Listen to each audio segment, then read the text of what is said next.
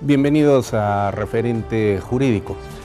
Las normas jurídicas, las normas de derecho, no solamente constituyen instrumentos técnicos de regulación de las conductas sociales, sino que más bien por el contrario, estas reflejan el momento histórico en el cual estas normas tienden precisamente a regular las conductas de las personas, de los seres humanos en sociedad, y también mantener el orden social para permitir el establecimiento de cierta paz social.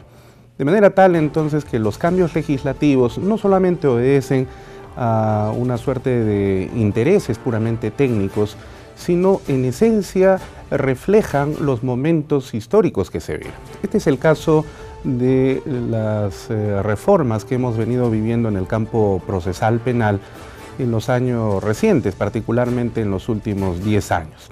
Y es que el tratamiento, el procesamiento y eventual enjuiciamiento de las conductas consideradas delictivas ya no pueden darse como sucedía hace poco más de 50 o 60 años atrás, y se hace necesario más bien contribuir en el proceso de agilización de la resolución de los conflictos sociales y también el establecimiento de un control social mucho más permanente, sobre todo en una coyuntura como esta en la que vivimos, donde la inseguridad ciudadana es un tema de vital y actual importancia.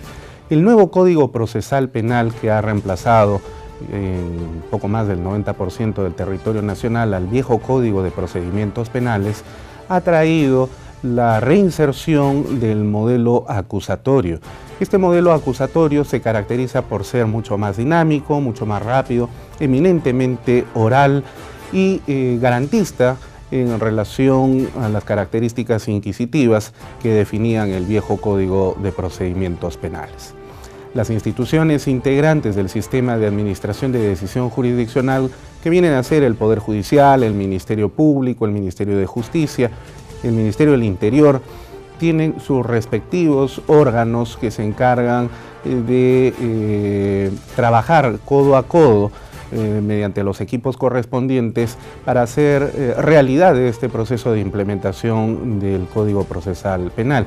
En el caso del Poder Judicial se cuenta con el equipo técnico de implementación del Código Procesal Penal, ETI Penal por sus siglas. Para estos efectos, un juez supremo titular de la Corte Suprema de Justicia de la República es quien lo preside. Y justamente el día de hoy contamos con la presencia del doctor José Luis Lecaros Cornejo, quien es juez titular de la Corte Suprema de Justicia de la República y además presidente del ETI Penal. Con él vamos a conversar acerca del proceso de implementación del Código Procesal Penal durante esta década que viene desde atrás hasta el día de hoy. Vamos a dar la bienvenida entonces a nuestro invitado, doctor José Luis Lecaros. Es un honor tenerlo en Referente Jurídico. Bienvenido. Muchas gracias. Vamos de frente al tema que nos convoca, el Código Procesal Penal. En el Perú, a diferencia de otros países que en América Latina también entraron en el proceso de la reforma, porque este no es un fenómeno propio del país únicamente, sino que se ha venido dando en toda América Latina desde la década de los años 90. Pero una característica muy singular ha radicado en el hecho de que en nuestro país no se implementó el código de una sola vez, es decir, no se dejó sin efecto el viejo Código de Procedimientos Penales y se estableció la vigencia del Código Procesal Penal en toda la República, sino se tomó el modelo de la entrada en vigencia de manera gradual. y para esto se eligieron algunos distritos judiciales en los cuales iba entrando el modelo a modo de piloto, ¿no? Y progresivamente ha ido avanzando entonces en el tiempo y se ha ido cubriendo parcialmente el territorio nacional con la vigencia de este código. La reforma comenzó en 2006 con la implementación de este nuevo instrumento de procesamiento judicial penal en el Distrito Judicial de Huaura. ¿Por qué fue Huaura el lugar elegido como el primer distrito judicial en el que debía entrar en vigencia el código? Bien, lo ideal hubiera sido que entre a regir el código en todo el Perú simultáneamente. Lamentablemente, por cuestiones presupuestales, porque se necesita una gran cantidad de dinero para que entre todo el país, se decidió hacerlo por partes, es decir, paulatinamente. Se escogió Huaura, uno, por su cercanía a Lima, porque era fácil monitorear, y dos, porque se trata de un distrito judicial, quizá uno de los más pequeños del país, en donde decía tomar pues como una parte experimental cómo iba con el nuevo código. Yo les soy sincero, inicialmente pensé que el Código Procesal Penal era un instrumento en el papel, en el libro del primer mundo, ¿no?, con todos los estándares internacionales, pero creí que para el Perú no iba a ser adecuado, porque obviamente la policía, la fiscalía, según lo que pensaba en ese momento, no estaban preparados para afrontar un reto de esa naturaleza. Pero felizmente estuve engañado y creo que en el transcurso del tiempo todas las instituciones involucradas han demostrado que sí pueden hacerlo, y creo que cuando rigen todo el país, la justicia penal en el Perú va a cambiar realmente. Pero digamos, sí, la elección del modelo de la progresividad fue dada fundamentalmente por razones de naturaleza presupuestal, económico. Algún beneficio ha traído, y este es básicamente el hecho de que se empezó a experimentar como un plan piloto para luego ir reconociendo los aciertos, pero también los desaciertos en los cuales no se debía incurrir cuando se iba implementando en los demás distritos judiciales. Bueno, así es, efectivamente. Como todo instrumento nuevo, requería pues ver qué fallas tenía y qué podía mejorarse, y lógicamente, tratándose de un distrito pequeño como es Huaura, era muy fácil detectar los errores que fueron subsanándose paulatinamente, y cuando ya entraron al código Trujillo, posteriormente Chiclayo, Arequipa y las demás provincias, ya se tenía pues, digamos así, pulida la implementación del código, y los desaciertos ya en estos grandes distritos judiciales han sido menos.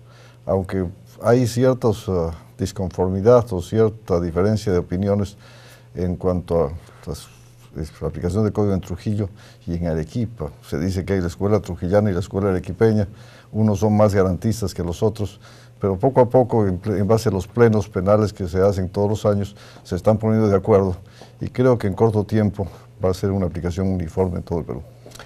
Ahora, quizás por una cuestión muy circunstancial o casual, después del Distrito Judicial de Huaura empieza a implementarse el código en los distritos judiciales del norte del Perú. Básicamente los distritos de Lambayeque, La Libertad, Piura, ¿no?, sucesivamente. Y resulta de que estos han sido los distritos judiciales, la zona del Perú más golpeada por la delincuencia organizada, precisamente durante el segundo quinquenio de la década del 2000 al 2010. Y entra el código en estas circunstancias.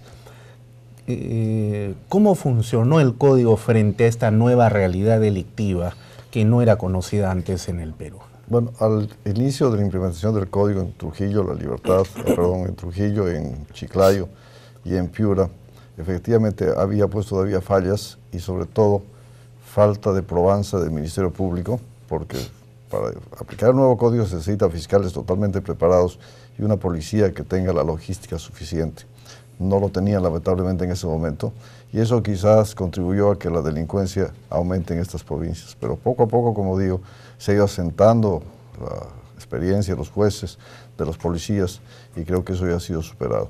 Entonces, ya la delincuencia en Trujillo, en Chiclayo, ha bajado respecto a los índices que tenía en el segundo quinquenio del año entre 2005 y el 2010, ¿no? Y ahora me parece que está en unos estándares normales que son los de todo el Perú.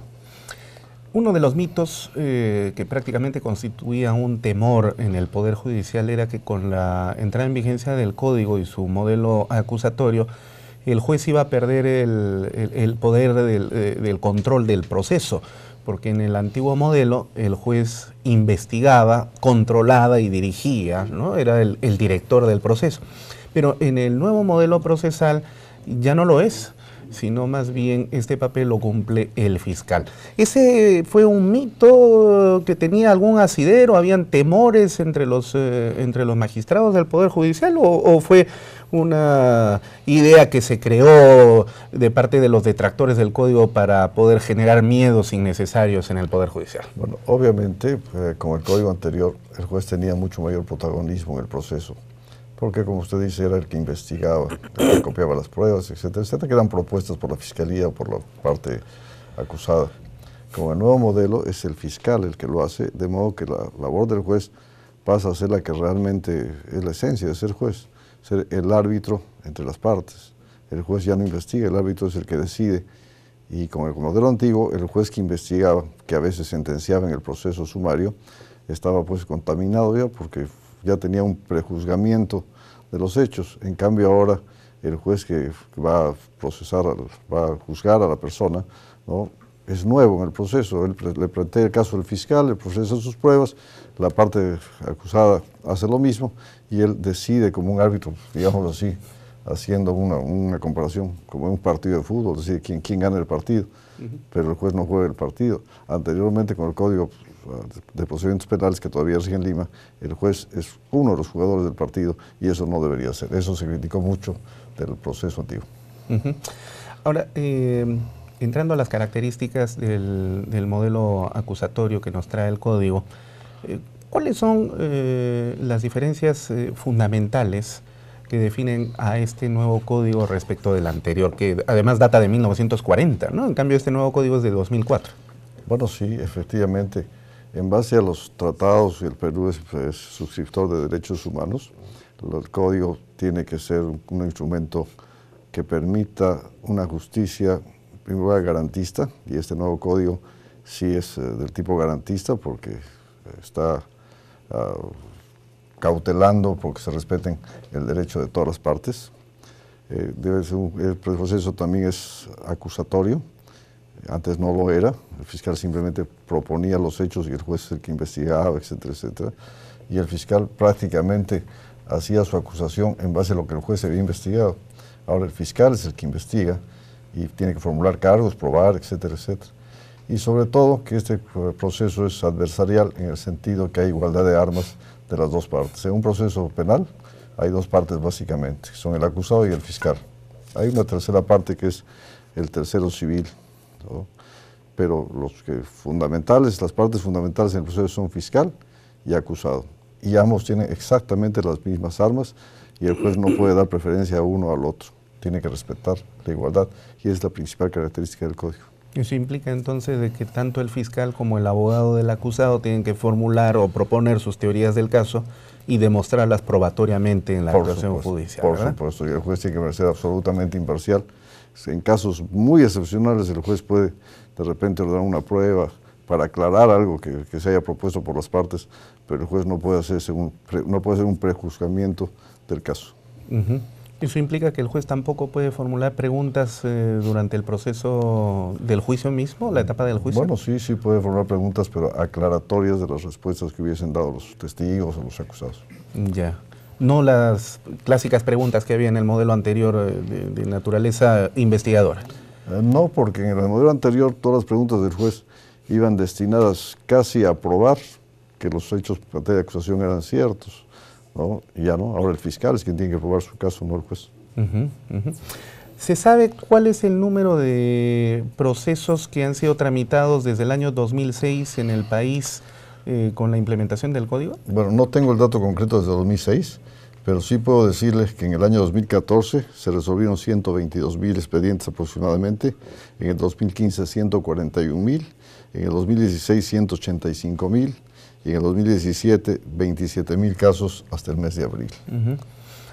Y se sabe también que con la implementación del nuevo código ha habido una cifra que no era antes conocida, que la tramitación era tan lenta que se prefería no denunciar, y ahora sí, con el nuevo modelo, hay una tramitación mucho más rápida, entonces la gente se anima a denunciar porque sí encuentra justicia.